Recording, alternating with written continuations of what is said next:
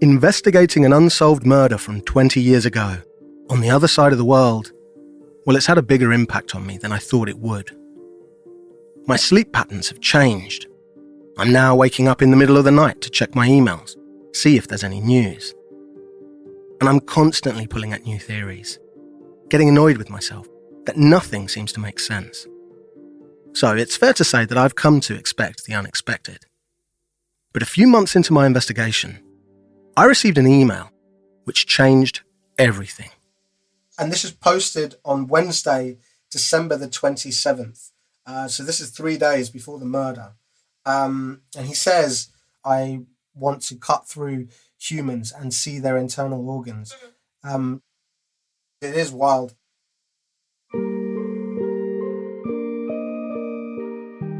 From What's the Story Sounds and USG Audio, this is Faceless, Episode 6.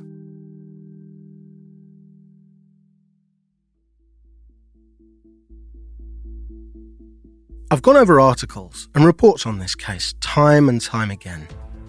Sometimes I'm halfway down the page and I'm getting excited before I realise it's something I already know. There's only a handful of reports in English, so I've been asking Ryushi to translate everything, and something has jumped out. In the original reports, the killer is described as being 5'6" tall, slight build, and between 15 and 35 years of age. But in some of the more recent reports, that description has changed. The killer is described, still, as 5'6", slight build. But he's reported as being younger, between 15 years old and early 20s. Now, the first time I heard that, I assumed it was a mistake. That's so young. Surely the killer could not have been 15. That would rule out any kind of military link for a start, and discount the idea that he was a Korean hitman too. By going through the records, it turns out the change happened in 2016. That's when the police revised their estimate, aging the suspect down to between 15 and 20s. I asked Takeshi Tsuchita, the former police chief who led this case, why that change had come about. Why was it they thought the killer had been so young?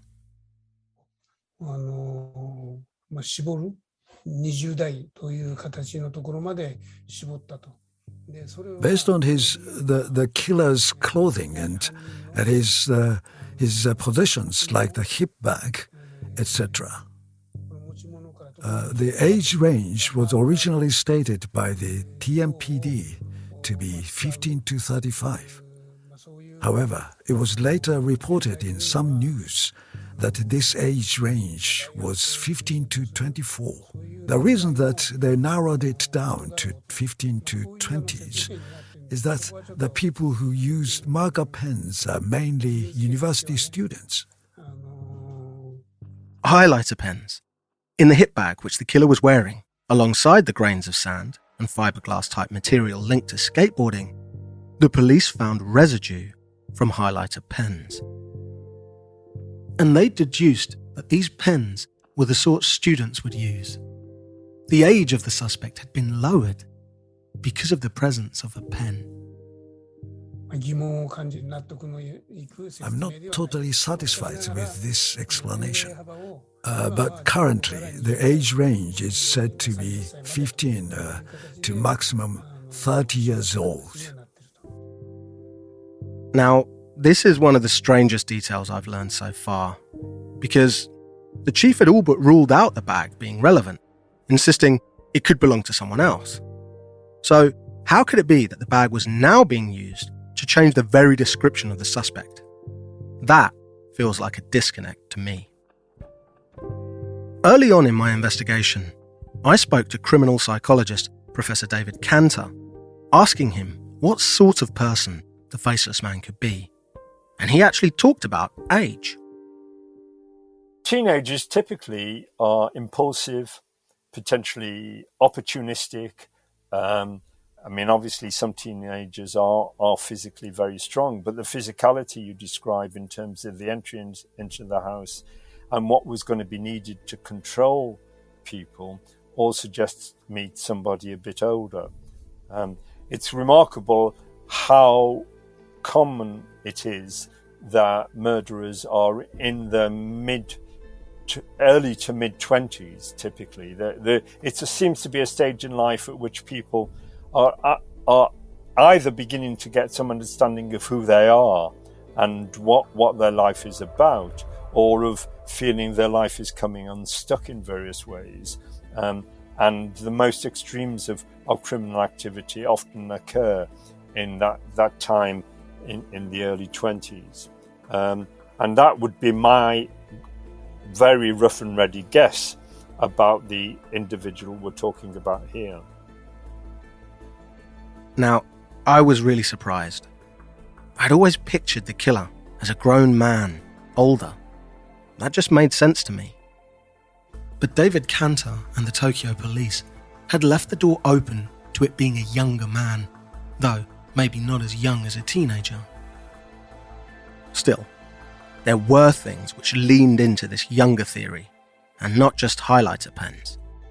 Things like the ice creams, which the suspect had eaten from the freezer. And don't forget the idea that floated around after his waste in the toilet had been analysed, that he had eaten a home-cooked style meal, quote, like mother might make. Theory number 6, the teenager. The killer is a teenager living in Japan who has the urge to commit murder and who has stayed under the radar thanks to his age. Initially, I wasn't sold on this theory. But then I was contacted by someone I had reached out to early on in my journey, a translator and writer in Poland called Magda Szymanska. Nick? Hey Magda, how are you doing? Hi. She was writing an article at the time about the Setagaya murders, and we'd been talking about the case. She promised to let me know if she came across anything significant. 9 months later, and here she was, sending me an email, which simply read, "I think I've found something." So I got your message saying that you had you found something and that we should have a look. So you sent me an email, right? Yeah. It's a blog. It might be useful to you. This blog that Magda was telling me about, she hadn't really leaned on it while writing her article, as she was working from official sources only. But knowing that I wanted to explore every possible lead, she shared it with me. The blog is called The Loser's Howling: Considerations of the Setagaya Murders. It's hosted on a Japanese blog site, and it was pages and pages of content, over 100 posts from an anonymous author, all of them dedicated to this one case. This is kind of blowing my mind a bit because it goes back to January of 2015. Now, in that month, he seems to, whoever this person is, he or she, who's running this blog, they post 14 times, it seems. And then the next month it's 13, and then it goes down a bit. But I mean, he last posts in, what is that, in June of this year. So I mean, that's kind of crazy that he has that much to say about this case every month consistently for the last 5-6 years. So sorry, Magda, what was the thing that you were saying you wanted to bring to my attention? Because I know there's this blog, but was there anything specific about this blog that jumped out at you?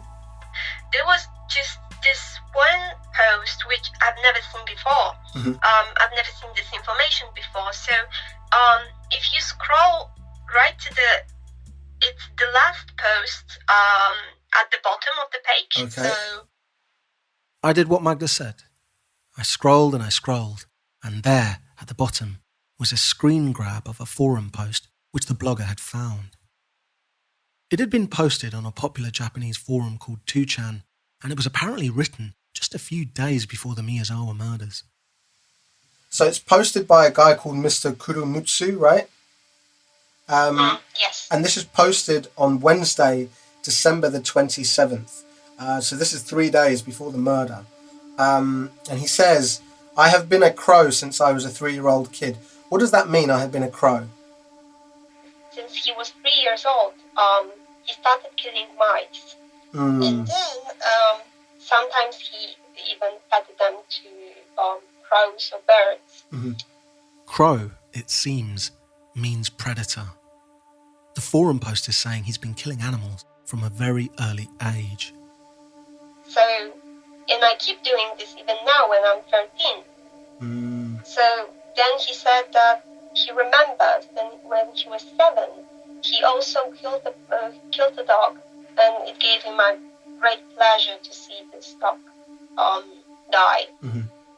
And then at the end, what he says that he wants to try doing this with humans. I mean, this guy, essentially this post, the first half of it is just his kind of history of killing and maiming animals. He goes into a great deal of detail. And then, like you say, at the end of it, he then says, recently I want to cut through humans and see their internal organs. Just like the boys suspected of the video shop bombing incident in Kabukicho. And now when I see a happy family next door, I want to make it look like the murder of the Oita family, which is a family also killed by a miner, right? And then he then says, the date of the event is 11:59 p.m. on December 31st. I'm thinking about killing them before the 21st century arrives. So it sounds like making a plan to kill a family before the new year comes in. Yeah. This is wild. A forum post on a Japanese website, 2chan, written 3 days before the Miyazawa murders, essentially predicting the massacre of a family. What are the odds of guessing something like this in essentially the safest major city in the world? So, the poster writes a detailed confessional, admitting to harming animals, saying he wants to go further, graphically explaining how he wants to cut through human flesh, and talking about being inspired by other high-profile murders in Japan committed by miners. Now, when I read this, big parts of me couldn't help but feel that this was written by the killer. We tried to verify the existence of the post on 2chan, and we couldn't find it. But former police chief Takeshi Tsuchita did confirm to us that it was genuine. And it's the most remarkable piece of evidence I never thought I'd uncover. And what makes it all the more extraordinary is that the 2chan poster says his age is 13. But I mean, I suppose what's clear is that there was a guy three days before the Miyazawa murders who says he wants to kill a family. Like, that's definitely a thing that happened. That post was real. Whether or not the guy who did it was the killer or not is a different matter. But it does seem to be, at the very least, a coincidence. Okay, so let's pretend, like I say, let's pretend for 1 second that whoever writes this post is telling the truth, right? That they have been killing animals and that they are indeed a neighbour of a happy family. I looked into it, and there it was. Right there in the news. Around the year 2000, a series of cat killings in Setagaya, 13 of them, causing local residents and visitors to the park to panic. In one of the articles, there's a quote from criminal psychologist Akira Fukushima. Quote, "The abuse points to an individual whose tendency is to victimize the weak. The possibility of such acts escalating to a random assault targeting, in particular children and women, should not be dismissed."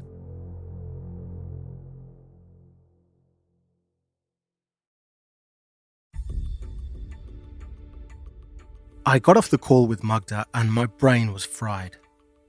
Who had written that blog post? And had they killed the Miyazawa family? The next morning, I called Ryushi and gave him the news about the blog. Ryushi, how you doing? You good? Hey man, yeah, good. How are you? Well, I'm pretty excited, to be honest with you. I mean, I don't know if this is fool's gold or what, but I've been sent something. It's a blog. To be honest with you, I don't know how I didn't find it before, but I'm pretty excited because there seems to be a lot on it which I haven't seen before. It's actually, I'm going to send you the link now. All right. It's actually all about this case. It's all about the Setagaya case.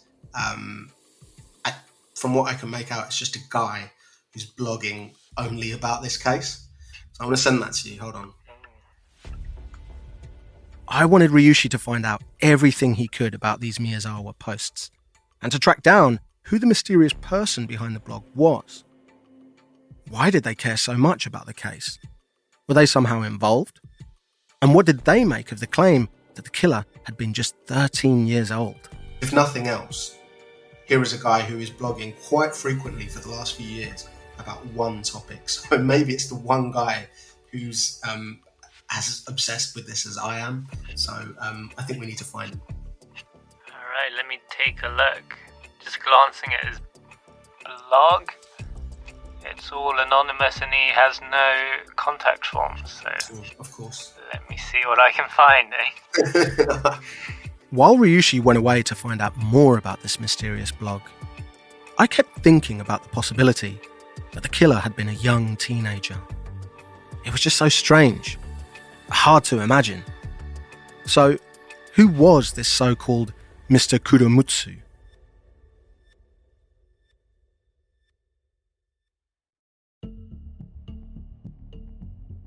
In his 2chan post, he mentions two other crimes that, quote, inspired him.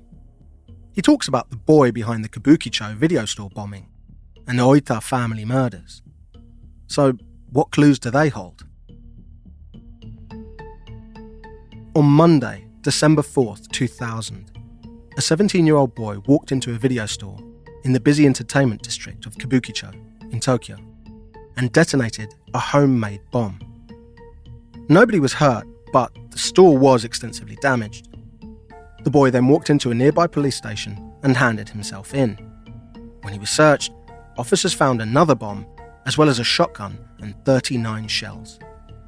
The young man was prosecuted, but to this day, there's little detail on why he did it.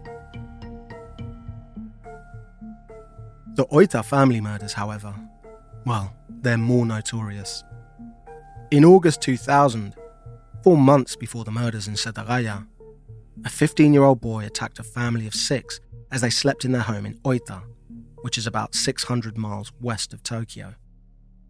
He broke into the house at 2 a.m, armed with a knife, murdered 3, and left 3 more with serious injuries. Now, the boy was soon arrested, and he told police he did what he did because the family had accused him of being a peeping Tom. Alright, so was the so-called Kuromutsu, our 13-year-old internet poster on 2chan, inspired to copy these crimes in Oita? The Miyazawa murders certainly have some of the same hallmarks: family home, an intrusion in the middle of the night, a knife, and extreme levels of violence. And the Oita murders were the latest in an unusual string of violent acts perpetrated by minors. In a country which hadn't experienced high levels of youth crime, the start of the year 2000 marked a worrying trend. So, in that context, maybe it wasn't so improbable that the faceless man could be a faceless boy.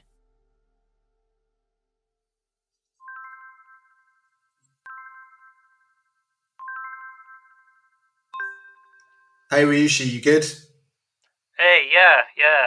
Keeping busy. Yourself? Well, you know me in my little bunker. Now I got your message, and I don't want to get my hopes up too much, but you say there's some news. Yeah, well, listen, Nick, I was looking, I was looking into that blogger for you, and like I said last time, I was looking through I clicked through hundreds of articles on his blog. There's no contact form, there's no email address, and I even left a comment on there, but never heard back. But I did actually find a link to another blog. Turns out it's written by the same guy, and I managed to connect that with a Twitter account. No way. So I slid into his DMs, and Right. he wants to stay anonymous, but he's willing to talk to us. All right. So wow. So who is this guy? What's his deal? Man, I don't know. He didn't reveal much about himself. All I know is he's a Japanese guy living in Japan. I didn't even get a name. He just goes by this pseudonym Monazite. but he has agreed to meet me in person, so we're setting that up for next week. Monazite. What kind of a name is that? Still, I'm pleased he wants to talk to me, and I'm intrigued. What's his connection to this case, and why is he writing so much about it? A few days later, Ryushi travelled to a small house in Shibuya, Tokyo, and waited for Monazite to arrive. I was set up via video link, and I looked on as Monazite, casually dressed in hoodie and jeans, took his seat and got mic'd up. I guess my first question, just purely out of curiosity, is why the name Monazite, if we can ask that? I'm just, from my own curiosity. 最初の質問なんですけども、まず簡単にモナザイトはなぜモナザイトさんっていうお名前でご活動されてるんでしょうか。この事件を調べると、ちょっとモナザイトが出てくるんですよ。So, if you look into the case, a word that comes up as you're reading about it is monazite, and this is a particle that was found in the killer's hip bag. Monazite told me that he didn't have any kind of morbid fascination with this case. In actual fact, he's a sports journalist, living and working in Japan, who just happened upon this, and he started digging. And I mean, who am I to judge? The exact same thing happened to me. という話があって、そっから The reason I became interested in this case was that in 2014, usually at the end of the year, there is like a special of the 10 greatest unsolved cases in Japan.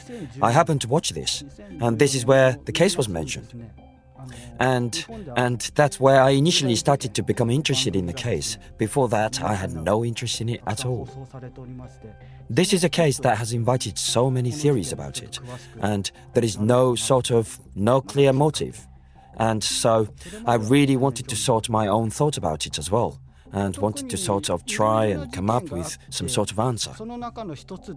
We talked for nearly 2 hours, and the key thing I wanted to know was how trustworthy all his claims and blog posts were. Monazite told me that everything he posted was verified. I mainly use newspapers and magazines. I try to use sources as I consider to be accurate. So, sources that are members of the police press club, for example, of press clubs and also TV media too. And I look at this reporting, and then I assess it and think about this sort of through my own eyes. I never sort of speculate. I don't sort of indulge in sort of empty speculation without any sources. I never come up with sort of unsourced ideas. I always try and look for some sources for what I'm writing about. Of all of the posts and claims on Monazite's blog, it was the 2chan post from the 13-year-old that I wanted to know more about. This comment was left on 2chan immediately before the murders, and this supposedly written by a 13-year-old boy, and he writes about wanting to kill this family. Personally, I think that the motive was sort of a pleasure killing, a murder for fun, and this would match with this comment on 2chan. So personally, I think that this would fit the motive. I think this was a pleasure killing, and at the time the generation that turned 17 that year, actually, that whole generation, for some reason or other, was particularly involved in crime. There were a lot of people from that generation who committed crime. And I think even if the killer was older, then this may be he was influenced by this generation. Maybe he wanted to kill. Maybe he wanted to try killing someone. Maybe he left these 2chan comments, or maybe he saw them. I don't know who the killer was. Everyone with a direct link to the Miyazawa family has been investigated. So really, there can only be someone with some sort of very indirect connection. Perhaps someone who saw them in the park, something like that. But at the time, in the area, there were a lot of animals that were being killed. And maybe the family saw him killing or torturing an animal, or maybe it was someone who takes pleasure from torturing and killing the weak, whether that's animals or whether that's children and women. This is the sort of profile I imagine the killer to have. But looking at this killing, and you compare it with other murder cases around the world, it really matches this sort of killing for pleasure. And these sort of murders are rare in Japan.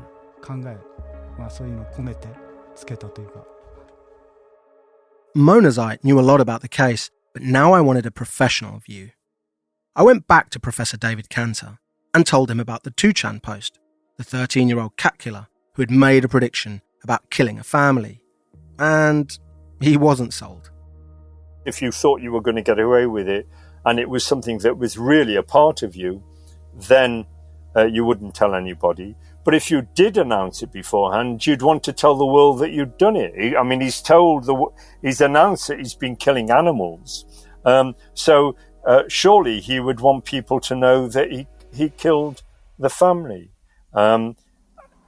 It could well be that killing animals gave him enough of a taste of what was involved and what the issues were, that was enough to act out his sort of fantasy or his desires. People can be very strange, so you can never rule anything out in terms of the complexity of human behavior. But as you've suggested, it seems remarkable that for a start, a teenager could be away from home for that length of time. And as I've said, the actual statement online it's a bit like these people who write really angry letters to others, threatening them in all sorts of ways. What we've found is it's very rare for those threats to be followed through. Not for the first time, a promising lead was turning out to be less and less viable.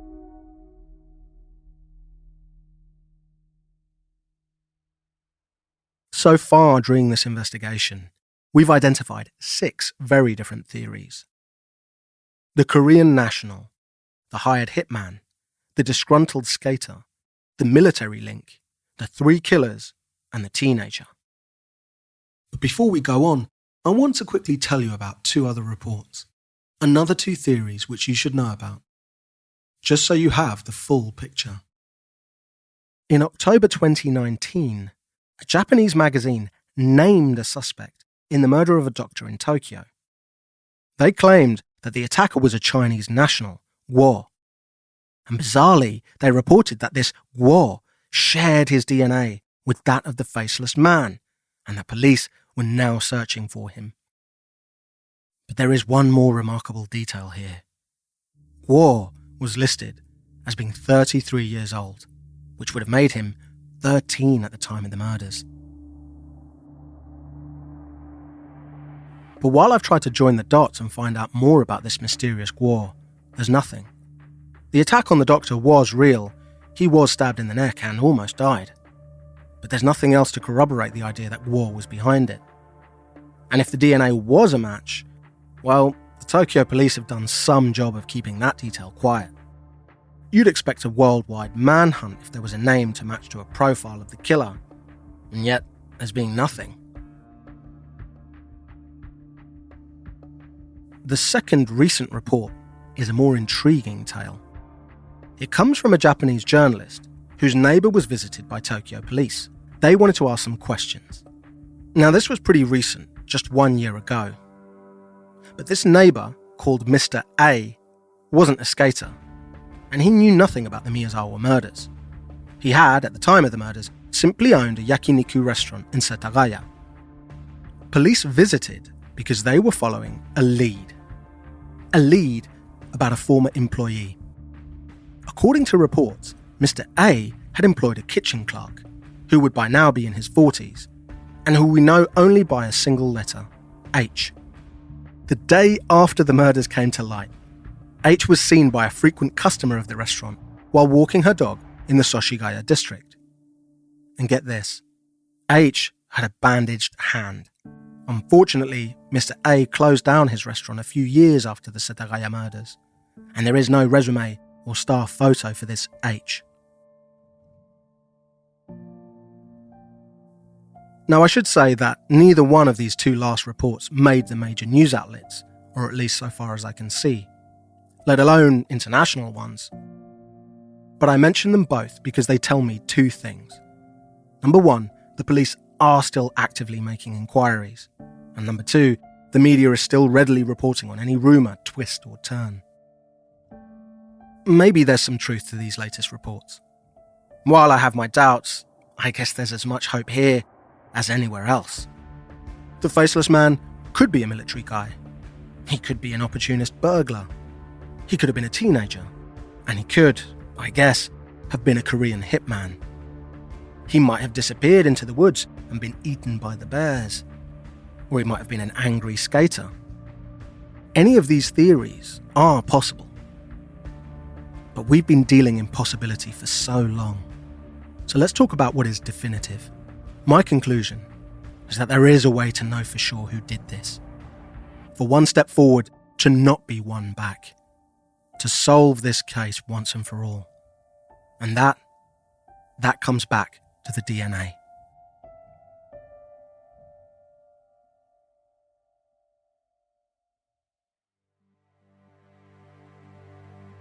This podcast was written and hosted by me, Nick Obregon. My producers for What's the Story Sounds are Darrell Brown and Sophie Ellis. In Japan, my producer is Ryushi Lindsay. Sound design by Tom Brewins. Our music is composed by James Warburton and KPM Music. Our USG audio team includes Josh Bloch and Jennifer Sears.